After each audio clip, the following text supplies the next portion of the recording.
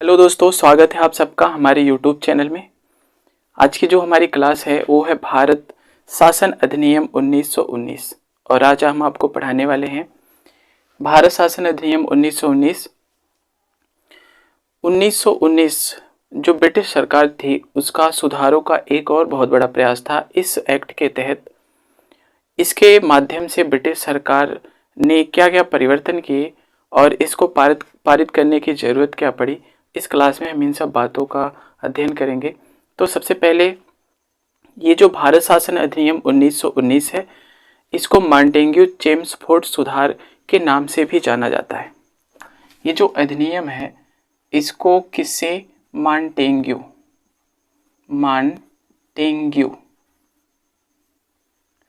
Chelmsford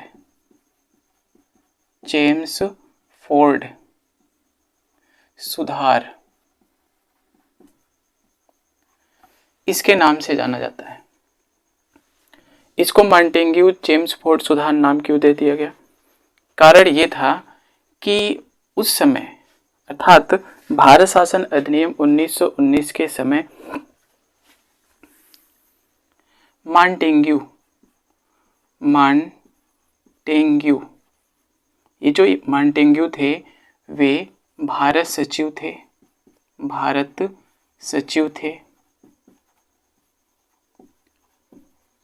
और साथ में चेम्सफोर्ड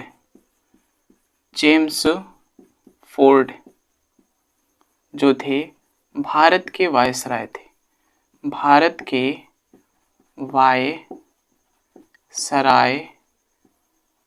थे। ठीक है, ये भारत के वायसराय थे। इसको पारित करने का रीजन क्या था? को पारित करने का कारण, इसको पारित करने का कारण सुधारों की मांग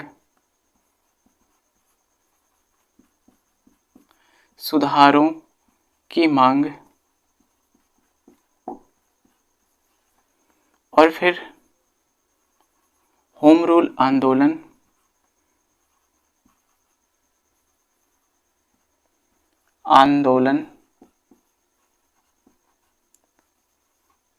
अगला प्रथम विश्व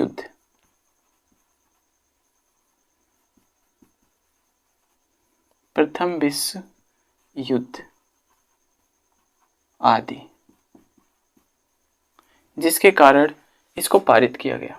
होम रूल आंदोलन, सुधारों की मांग, प्रथम विश्व युद्ध आदि, इन कारणों से इसे पारित किया गया। अब इसको पारित करने के बाद क्या क्या परिवर्तन किए गए? इसमें जो परिवर्तन किए गए, परिवर्तन या फिर सुधार, जो सुधार हुआ वो क्या हुआ? इसमें जो सुधार किए गए वो कुछ इस प्रकार से हैं। नंबर 1, पहला क्या हुआ? प्रांतों में उत्तरदायी सरकार की स्थापना की गई। प्रांतों में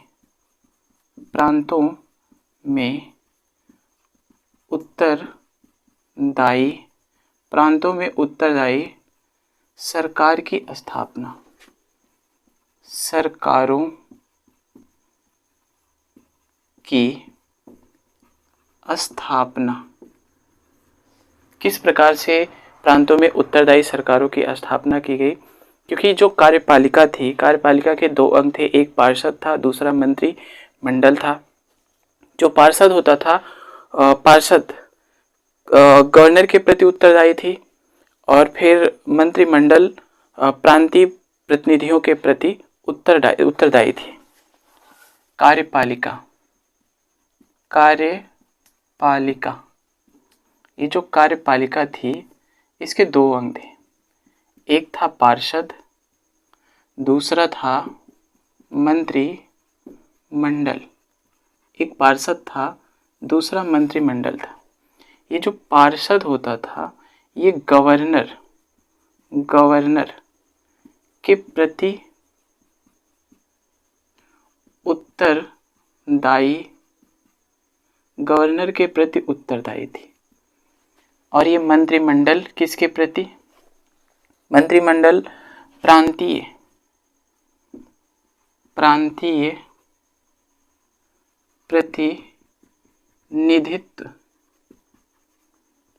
प्रतिनिधित्व के प्रति उत्तरदायी थी। ठीक है, ये पहला सुधार था, उत्तरदायी सरकार की स्थापना की गई। दूसरी पॉइंट क्या थी इसके अंतर्गत? दूसरी पॉइंट क्या हुई? दूसरी थी केंद्र में द्विसदनात्मक विधायिका की स्थापना की गई। केंद्र में द्विसदनात्मक, इस अधिनियम के तहत ये जो पहला सुधार था ये था, और दूसरा सुधार क्या हुआ? केंद्र में द्विसदनात्मक विधायिका की स्थापना की गई।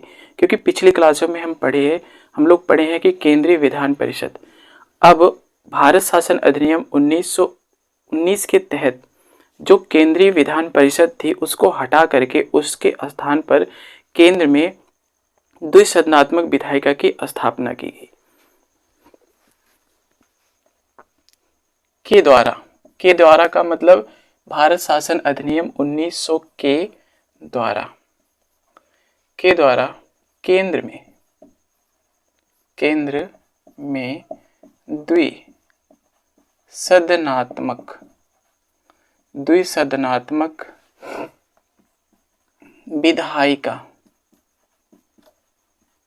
द्विसदनात्मक विधायिका की स्थापना की गई। ठीक है, ये चीज इंपॉर्टेंट है। द्विसदनात्मक विधायिका ये क्या थी? ये पॉइंट, केंद्र में द्विसदनात्मक विधायिका की स्थापना की गई। ये दो सदन कौन कौन से थे इसके बारे में पढ़ते हैं। ये जो दो सदन थे वो पहला कौन था? पहला था राज्य परिषद, पहला राज्य परिषद था। जो राज्य परिषद था वो क्या था? और दूसरा था विधानसभा।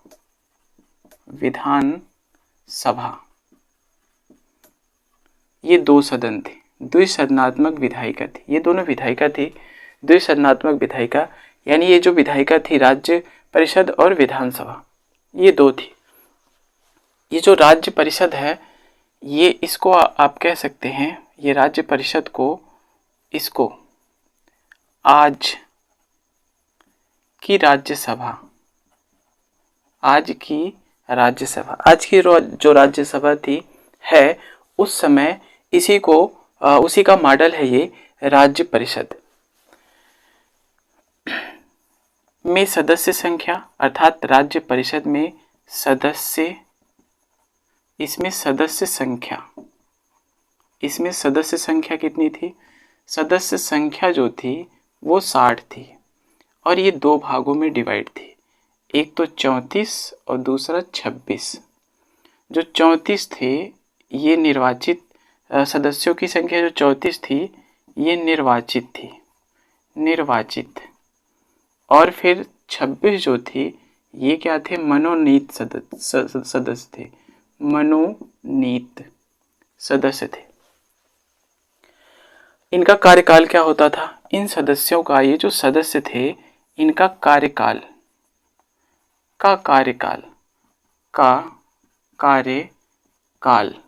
इनका जो कार्यकाल था वो कितना था? 5 वर्ष का होता था। इनका कार्यकाल 5 वर्षों के लिए होता था। अब बात करते हैं इसकी, ये जो आपकी है विधानसभा, इसमें इसकी बात करें तो ये क्या है? आज की, जिसे कहते हैं आज की लोकसभा मॉडल है, आज की लोकसभा का मॉडल है। ठीक है, ये लोकसभा का मॉडल है विधानसभा। तब की विधानसभा आज की जो लोकसभा है उसी का मॉडल है ये। और इसमें सदस्य संख्या कितनी थी? में सदस्य इसमें सदस्य संख्या कितनी होती थी 144। इसको भी दो कैटेगरी में बांटा गया है, 104 और 40 दोनों मिलके 144। 104 जो सदस्य थे वो कैसे थे, निर्वाचित थे। 104 सदस्य निर्वाचित और 40 क्या थे, मनोनीत थे। 40 कैसे थे, मनोनीत थे। अब दूसरी बात ये हो गई सदस्य संख्या। ये जो आपके दोनों विधायिका हैं, द्विसदनात्मक विधायिका, राज्य परिषद तथा विधानसभा, इन दोनों की अगर हम बात कर लें, इसकी और इसकी, ठीक है, ये और ये दोनों, इन दोनों की बात अगर हम करें तो ये क्या थी, दोनों की शक्तियां समान थी। दोनों की शक्तियां कैसी थी, समान थी। इन दोनों की शक्तियां समान थी। इन दोनों की शक्तियां समान थी। केवल अंतर इतना था, ये जो विधान परिषद है, ये विधान परिषद, इसको विधान परिषद को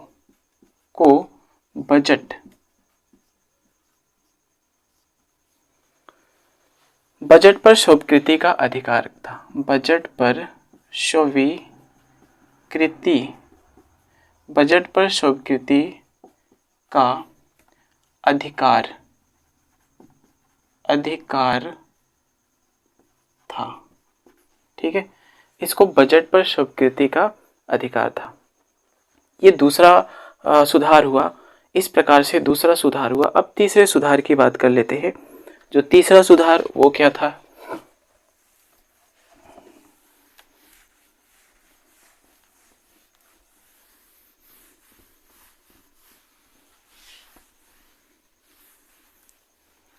जो तीसरा सुधार था वो आपका क्या था, तीसरा,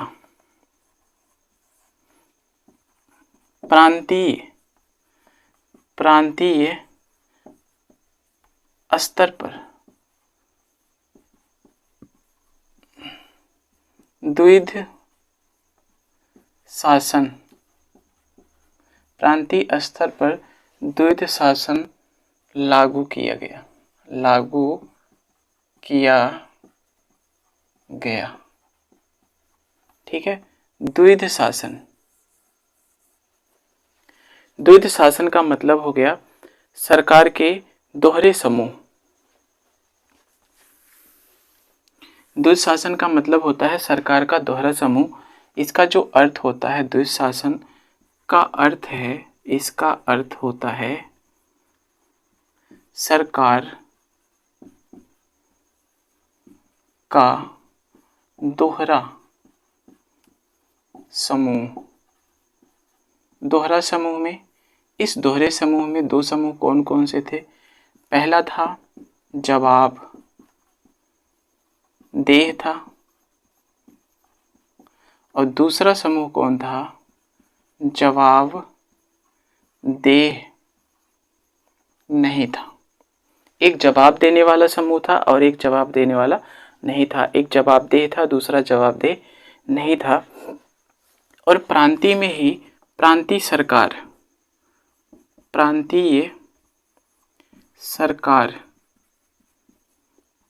सरकार के विषयों को दो भागों में बांट दिया गया। दो भागों में बांटा गया।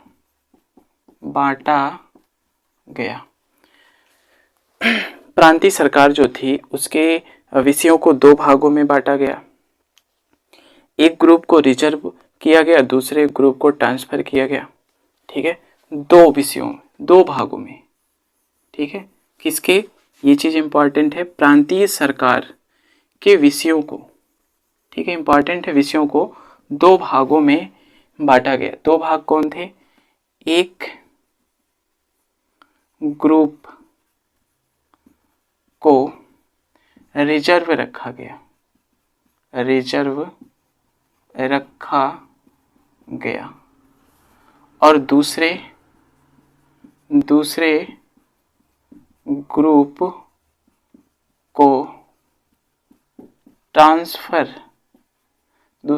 को ट्रांसफर किया गया।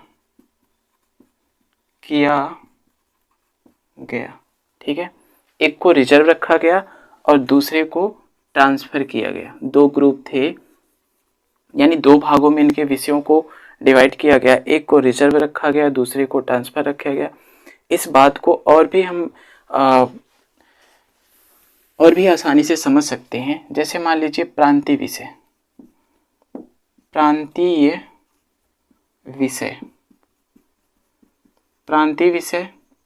जो प्रांतीय विषय है इसको दो भागों में बांटा गया है, दो भागों में। ठीक है, इसको दो भागों में बांट दिया गया है। अब एक को पहला था आरक्षित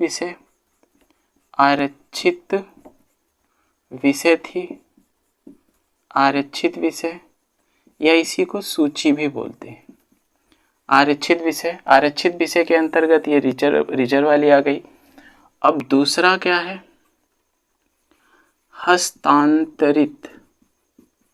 हस्तांतरित विषय। इसके अंतर्गत क्या, या सूची।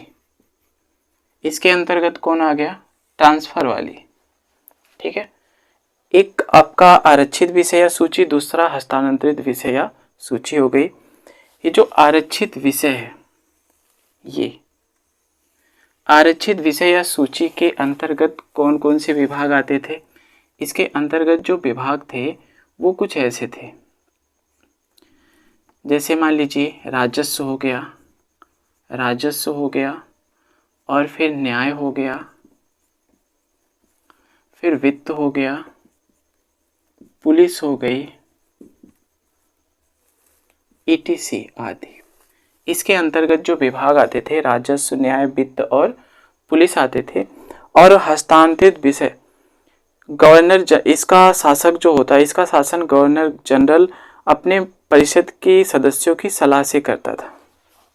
यहाँ से आप कह सकते हैं का शासन, का मतलब आरक्षित विषय की इस, यानी आरक्षित का शासन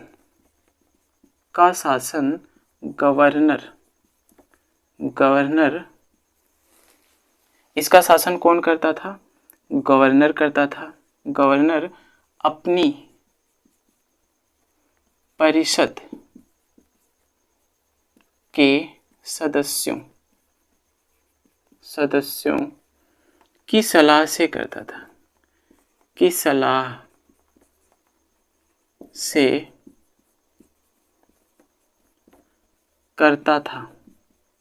ठीक है, इसका शासन गवर्नर अपनी परिषद के सदस्यों की सलाह से करता था। और हस्तांतरित, इसके अंतर्गत कौन कौन से विभाग आते थे, स्थानीय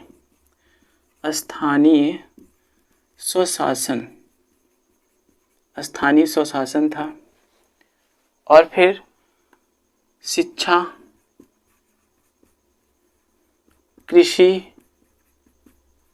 स्वास्थ्य आदि। ठीक है, ये विभाग आते थे। स्थानीय स्वशासन, शिक्षा, कृषि, स्वास्थ्य इसके अंतर्गत आते थे। और इसका शासन गवर्नर भारतीय मंत्रियों की सलाह से करता था। इसका जो शासन था, इस हस्तांतरित का शासन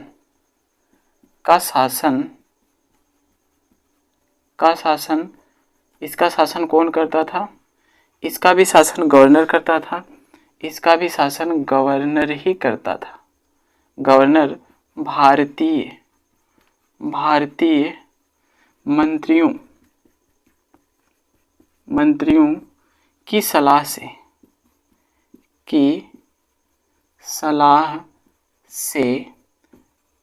करता था। ठीक है, इसका शासन जो करता था गवर्नर भारतीय मंत्रियों की सलाह से करता था। इस चीज को एक बार और समझ लेते हैं। प्रांतीय स्तर पर द्विध शासन लागू किया गया। द्वैध शासन का अर्थ होता है सरकार का दोहरा समूह, एक जवाब देने वाला, एक जवाबदेही नहीं। प्रांतीय सरकार, ये जो प्रांतीय सरकार थी, प्रांतीय सरकार के विषयों को दो भागों में बांटा गया, दो भागों में। एक ग्रुप को रिजर्व रखा गया, दूसरे ग्रुप को ट्रांसफर किया गया। रिजर्व वाला ग्रुप को आरक्षित विषय या सूची कहा गया और ट्रांसफर वाले को हस्तांतरित विषय या सूची नाम दिया गया। अब इसके अंतर्गत कौन कौन सी, जैसे राजस्व हो गया, न्याय हो गया, वित्त हो गया और पुलिस हो गया। और इस आरक्षित विषय की सूची, आरक्षित विषय का शासक कौन होता था? गवर्नर होता था। और हस्तांतरित विषय का शासक भी गवर्नर होता था। केवल डिफरेंस क्या होता था? गवर्नर, इसका शासन गवर्नर अपनी परिषद सदस्यों की सलाह से करता था और गवर्नर इसका शासन भारतीय मंत्रियों की सलाह से करता था। ठीक है, बस यही अंतर था। अब इसके बाद अगली पॉइंट, चौथी पॉइंट क्या है? चौथा सुधार क्या किया गया?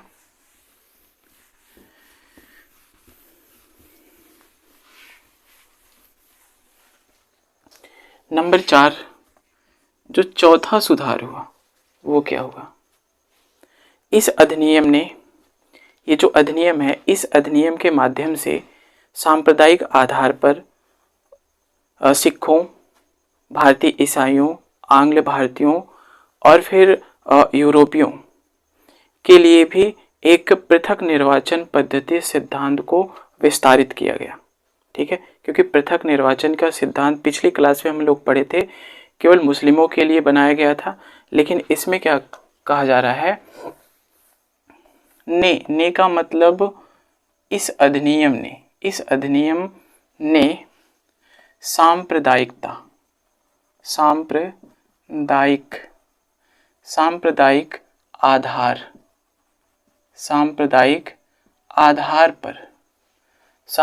आधार पर सिखों,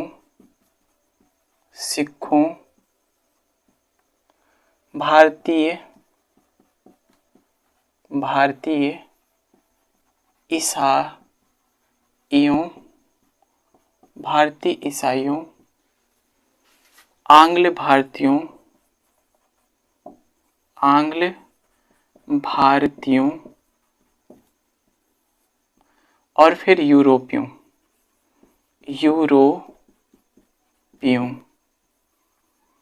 के लिए भी पृथक निर्वाचन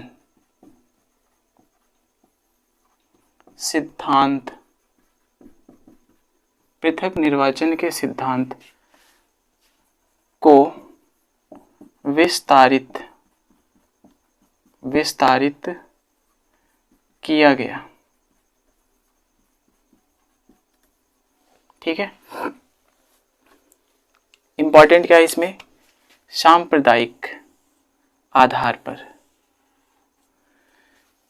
सिखों, भारतीय ईसाइयों, आंग्ल भारतीयों, यूरोपियों के लिए भी पृथक निर्वाचन, ये क्या है? पृथक निर्वाचन को विस्तारित किया गया, यानी बढ़ाया गया। अगली पॉइंट क्या है? पांचवा सुधार क्या किया गया? इस अधिनियम के माध्यम से, अर्थात इस अधिनियम ने एक लोक सेवा आयोग का गठन का प्रावधान किया। के द्वारा, इस अधिनियम के द्वारा का मतलब भारत शासन अधिनियम 1900 के द्वारा एक लोक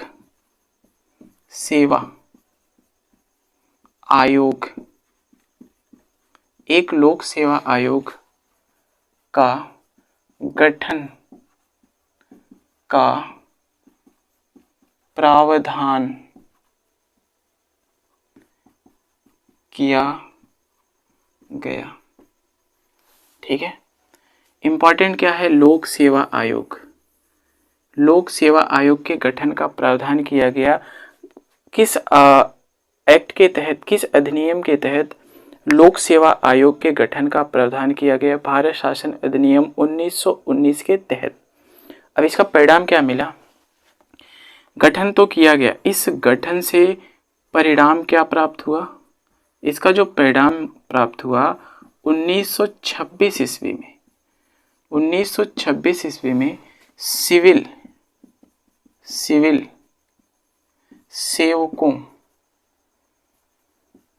सिविल सेवकों की भर्ती हेतु 1926 में इसी का परिणाम है, इसी के गठन का प्रावधान के कारण ही 1926 ईस्वी में सिविल सेवकों के लिए केंद्र में एक लोक सेवा आयोग का गठन किया गया। सिविल सेवकों की भर्ती हेतु केंद्र में लोक सेवा आयोग का गठन किया गया। ठीक है, लोक सेवा केंद्र में लोक सेवा आयोग का गठन कब किया गया? 1926 ईस्वी में। ठीक है, और यहाँ से इम्पॉर्टेंट है लोक सेवा आयोग का गठन कब हुआ, किस एक्ट के तहत हुआ? भारत शासन अधिनियम 1919 के तहत 1926 में सिविल सेवकों की भर्ती हेतु केंद्र में लोक सेवा आयोग का गठन। लोक सेवा केंद्र में, ये चीज इंपॉर्टेंट है, केंद्र में लोक सेवा आयोग का गठन किया गया 1926 ईस्वी में। लोक सेवा आयोग क्यों किया गया? सिविल सेवकों की भर्ती हेतु। अगली पॉइंट क्या है? छठा सुधार क्या किया? जो छठा सुधार हुआ इसके अंतर्गत क्या हुआ? इस अधिनियम ने, अर्थात इस अधिनियम के द्वारा केंद्र के बजट को राज्य के बजट से अलग कर दिया। के द्वारा अर्थात भारत शासन अधिनियम 1919 के द्वारा केंद्र बजट को राज्य के बजट के बजट से अलग कर दिया गया। ठीक है, एक परिवर्तन तो ये हुआ कि जो केंद्र बजट था, ये केंद्र बजट को राज्य के बजट से क्या कर दिया गया? अलग कर दिया गया।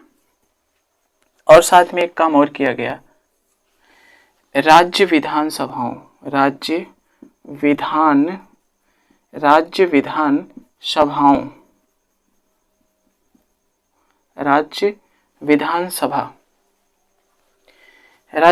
सभाओं को स्वयं बजट बनाने को अधिकृत कर दिया गया।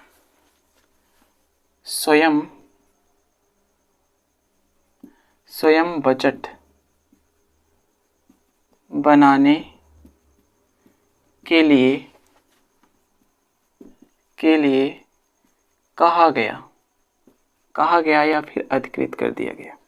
छठवां सुधार ये हुआ कि केंद्रीय बजट को राज्य के बजट से अलग कर दिया गया और फिर राज्य विधान सभाओं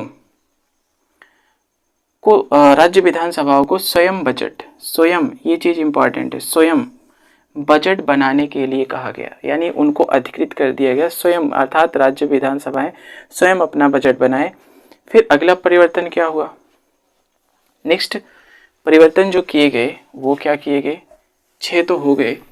अब अगला परिवर्तन क्या हुआ?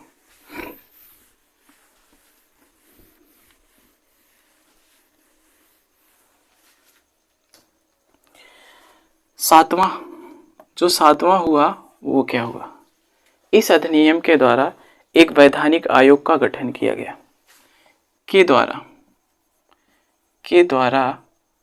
द्वारा का मतलब भारत शासन अधिनियम 1919 के द्वारा एक वैधानिक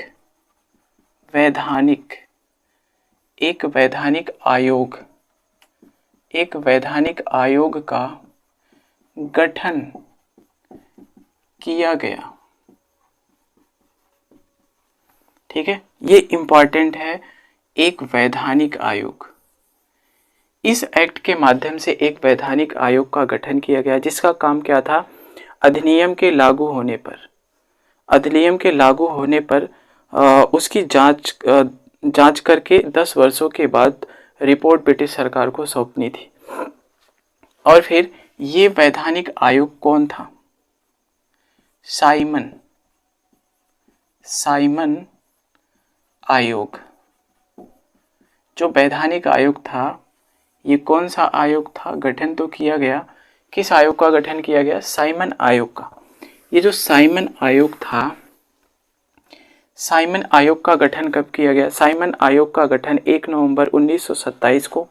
तो यहाँ से आप लिख सकते हैं का गठन, इसका गठन 1 नवंबर 1927 को किया गया। किसके द्वारा किया गया? किसके द्वारा? किसके द्वारा? किसके द्वारा किया गया? ब्रिटिश सरकार के द्वारा। ब्रिटिश सरकार के द्वारा। किसके नेतृत्व में किया गया? किसके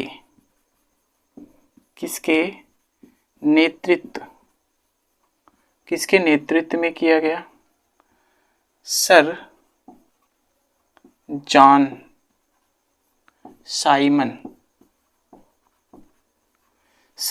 साइमन के नेतृत्व में किया गया। इसमें सदस्यों की संख्या कितनी थी? में सदस्य संख्या, इसमें सदस्य संख्या कितनी थी? 7।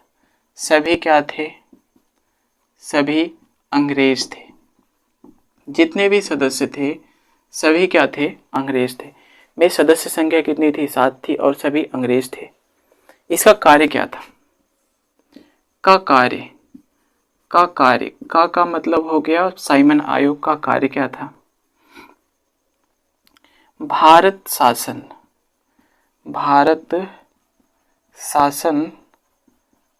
अधिनियम 1919 के कामों की जांच करना। इस साइमन आयोग का कुछ भारतीयों ने विरोध भी किया था। साइमन आयोग मतलब का मतलब हो गया साइमन आयोग का कुछ भारतीयों ने विरोध किया। कुछ भारतीयों ने इसका विरोध भी किया। साइमन आयोग के द्वारा, ये जो साइमन आयोग है, इसके द्वारा 1930 ईस्वी में ब्रिटिश सरकार को अपनी रिपोर्ट सौंपी गई। आप यहाँ से कह सकते हैं के द्वारा, अर्थात साइमन आयोग के द्वारा 1930 ईस्वी में अपनी रिपोर्ट ब्रिटिश सरकार को सौंपी गई।